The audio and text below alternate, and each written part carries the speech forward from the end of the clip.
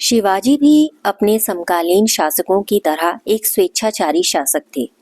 वो जो कहते थे वो कर सकते थे, परंतु उन्हें सलाह देने के लिए 8 मंत्रियों की एक परिषद थी। यह परिषद अष्टप्रधान नाम से प्रसिद्ध थी। इस परिषद के 8 मंत्री निम्नलिखित थे। पहला, पेशवा अथवा प्रधानमंत्री।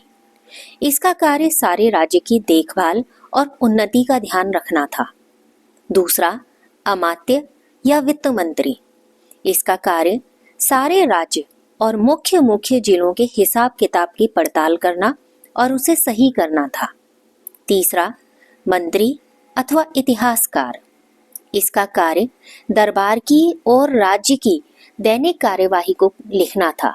इसे वाकया नवीस भी कहा जाता था। चौथा, सामंत या दबीर।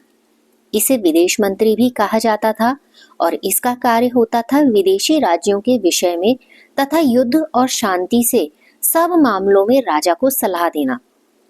पांचवा, सचिव अथवा शरुनवीस। इसे गृह मंत्री भी कहा जाता था। इसका कार्य राजा के पत्र व्यवहार को संभालना था। छठा, पंडिल राव।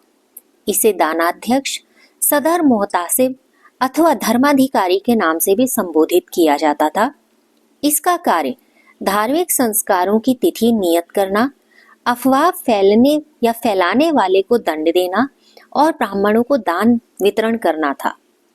सातवां, न्यायाधीश।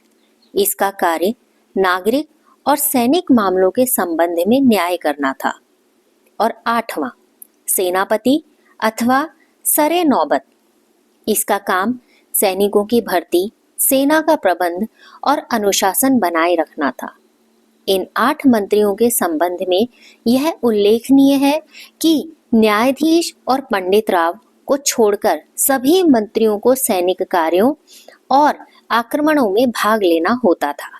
ये थी शिवाजी के अष्टप्रधान से संबंधित जानकारी।